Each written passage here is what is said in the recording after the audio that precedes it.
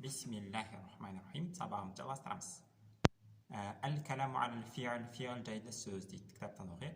Тақсиму fi'l ila мады ва мудори'ин амрин, fi'лдің мады, мудори, амр деп бөлінуі.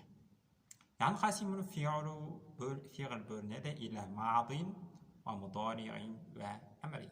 Мады, мудори, амр деп fi'l бөлінеді дейді. Філ мады дегеніміз ма ядуллу аля худусу шей. Bir нәрсенің болғанына, орын алғанына сілтейді. Фи заманин мадо, өтіп кеткен уақытта, қобля такаллум, сөйлеу ден бұрын өтіп кеткен уақытта дейді. Мислу, мысалы, қараа, оқыды десе. Ва аламатуху, оның белгілері ән яқбала тәәл фаили, фағылдың тәсін қабылдай алуы. Фағылдың тәсі деген ту деген бар, сол фағылдың тәсі деп айтады. Мысалы, қорақту дегенде, өйткені ол ту әрдайым не болады? Фағыл болады. Қорақ фи'л мади мабнин аля сукун, ту фағил мабнин аля дамма фи махали рофқ деп айтамыз, иә. Ва тә'нис әйел тегінің тәсін қабылдай алады. Мысалы, сәкина сукунды, мысалы, қораат деген кездегі тәні қабылдауы ол мадидің белгісі. Фәл мудори'у, мудори'қ дегеніміз ма ядула аля худусу шей, бір нәрсенің болғанына сілтейді. Фи замани такаллум, сөйлеу уақытында, әу бә'дәу, немесе одан кейін, сөйлеу уақытынан кейін. Мысалы, яқрау десе оқып жатыр, немесе оқиды деген мағына білдіреді. Фахуа, ол мудори'қ солихун лил хали вал истиқбал, солихун дұрыс болады халге, осы шаққа, ва истиқбал және келер шаққа. Ма лам туджат, болмай тұрған кезде, қоринатун, бір дәлел, туайинуху, оны тағайындайтын, шектейтін, ли ахадихима, ол екеуінің біреуіне, халге немесе истиқбалге. Яғни хал немесе истиқбалге тағайындайтын бір дәлел келмегенше, ол екеуіне де дұрыс бола береді, мудори'қ халге де истиқбалге де. Ва юайинуху лил хал, мудори'қты халге тағайындайтын нәрсе, ләму тәкид, күшейтетін ләм. Мысалы, инна махмудан ла яқрау, расында Махмуд оқып жатыр, әлбетте оқып жатыр, анық оқып жатыр, расында оқып жатыр. Ва юайинуху лил истиқбал, оны келер шаққа тағайындайды. Син ва сауфа, син, сауфа және басқа нәрселер бар. Мысалы, ләм деген сияқты, оны бұл жерде бірақ жазбаған. Мысалы, сайқрау, оқып, жақын арада оқиды, сауфа яқрау, жақын арада оқиды. Аламатуху, мудори'қтың белгілері, ан ясиха уқууху бә'да ләм, ләмнен кейін түсуі дұрыс болу. Ләмнен кейін айта аласың, мысалы, ләм яқрау деген сияқты. Вәлә будда ан дейді. Міндетті түрде керек, ябда'a би харфи мин ахруфил анайту. Пістім деген харфтер, анайту харфтерінен кейін келуі міндетті дейді мудори'қтың. Фәл хамзату ли такаллум, хамза такаллум үшін әл-фарди, жеке такаллум. Бірінші жақтың жекесіне хамза. Ақрау, мен оқыдым дегенде. Ва нуну ли такаллумихи, нунда такаллум үшін, яғни бірінші жақ үшін, иза кана мааху ғойру, егер онымен бірге тағы бір адамдар болса, иә. Мысалы, назхабу деген сияқты, біз барамыз деген сияқты. Менімен бірге қасында адамдар болса, біз барамыз. Вәл яу лил ғойбати зуку музаккари, яй болса яқрау деген ертегінің жекешесі үшін, ли ғойбати үшінші жағы үшін, музаккар ертегінің яқрау деген сияқты. Вахидан біреу болса яқрау деген сияқты, снайн екеу болса яқрауаны деген сияқты, ва жамаатын көп болса яқрауына деген сияқты. Ва жамаатинас ертегінің көпшесіне, мысалы яқрауына, оларды оқиды қатындар, көп қатындар десе. Ва тәу тәл болса лил хитоби мұтлақан, жалпы екінші жақ үшін, екінші жақтың бәрінде тәгіледі. Тақрау, тақраани, тақрауна, тақраина, тақраани, тақраана деген кезде. Ва ғойбатил вахидати, және де әйел тегінің үшінші жағының жекешесі үшін. Ва ғойбати вахидати, ва ғойбати үшінші жақ, әйел вахидати жеке. Мысалы, тақрау, ол оқиды, ол әйел деген кезде. Вәл иснайнатайни, және екілік үшін, екі әйел тегі үшін үшінші жақтағы тақраани деген кезде оқиды, ол екі әйел дейді. Жақсы. Вәл әмір дегеніміз ма ятлубу бихи хусулу шайин бa'да замани такаллум, сөйлем уақытынан кейін бір нәрсенің орын алуы талап етілетін нәрсе. Мысалы, иқра, оқы деген сияқты. Ва аламатуху, әмірдің белгісі ан яқбала нунун таукиди ма'a далалати аля талаб, талапқа сілтеумен бірге нун таукидті қабылдай алуы. Мысалы, изхабанна, міндетті түрде кет деген кезде. Ва хунака алфазун, бұл жерде бір сөздер бар. Тадулу аля маани алфа, фиғалдердің мағыналарына сілтейді. Вала яқбалу аламаттиха, бірақ оның белгілерін істемейді, қабылдамайды дейді. Ва юқолу лаха асмаул афғал, оларға исм фиғал деп айтылады, исм фиғал дер деп айтылады.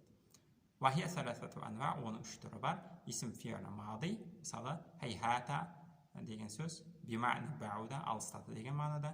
Шаттана деген сөз, мысалы бимa'на ифтарақа, ажырат деген сөз. Бұның бәрін тақтада мен түсіндірдім. Кейбір менің ақылды шәкірттерім бар, тақтаны көрмей өткізіп жүреді, бірден кітаптан оқығанымды не істейді, қарай салады. Ол дұрыс емес, бірінші тақтадан қарау керек. Әйтпесе кітаптаған мәселені ешқашан түсінбейсіз. Васму фи'ал мудори, исм фи'ал мудори, мысалы вай бимa'на ата'аджабу, вай деген таңғалып тұрмын деген сөз. Ахин деген сөз бимa'на атаваджау, қиналып тұрмын, ауырып тұрмын деген сөз. Васму фи'ал әмір дегеніміз, мысалы сол бимa'на үскут, үскут тыныштау деген мағынада. Ва амин бимa'на истажиб, дұғамды қабыл ет деген мағынада. Тамрин жаттығу дейді. Айнил афғала би ануаиха ва асмаил афғала фи хадихил ибарат. Мынау сөз тіркестеріндегі сөздердегі фиғылдердің түрлерін ажырат, және исм фиғылдерді түрлерін ажырат дейді. Фиғылдер табу керек, мудорих мади амір екенін айту керек, исм фиғылдерді істеу керек, табу керекпіз. Аударайық. Ати'уллаха, Аллахқа бағыныңдар, өздеріңіз табыңыздар, мен тек қана аударып берейін. Ати'у расула, елшіге бағыныңдар, ва улил амри минкум, және де араларындағы бұйрық иелеріне бағыныңдар. Әміршілерге немесе ғалымдарға екі түрлі тапсыр бар. Ва қада раббука, сенің раббың үкім шығарды дейді. Не деп? Әллә ta'budu, құлшылық жасамайсыңдар деп. Илля ияху, тек қана оған құлшылық жасайсыңдар деп. Аби валидайни ихсана, және де ата-аналарыңа жақсылық жасайсыңдар деп. Имма яблуғанна, егерде имма деген қосылып кеткен.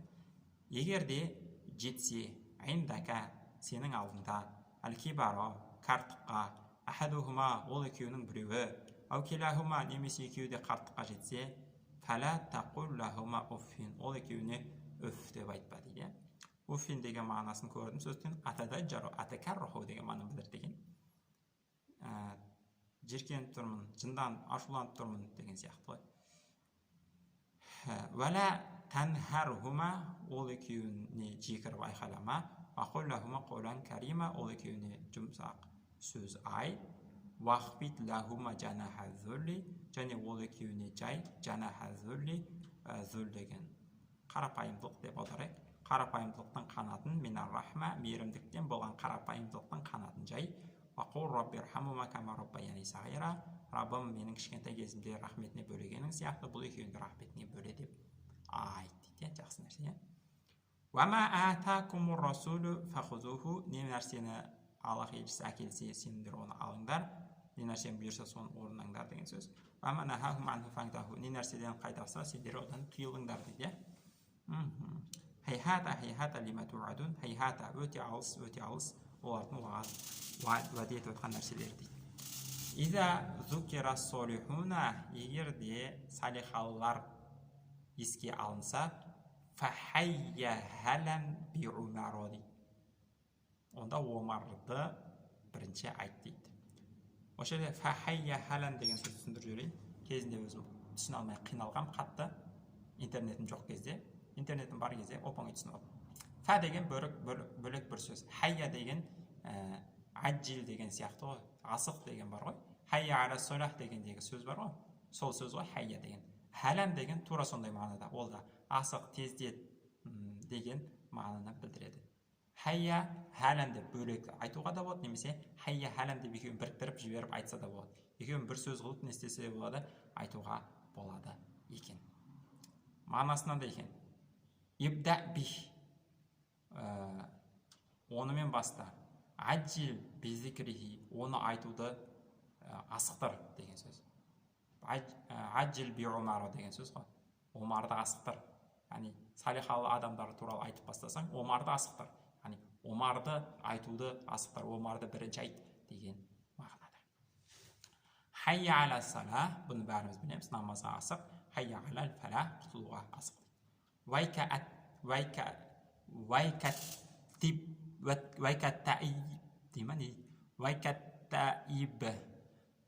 Вайка деген, вайлака деген сөз бар ғой.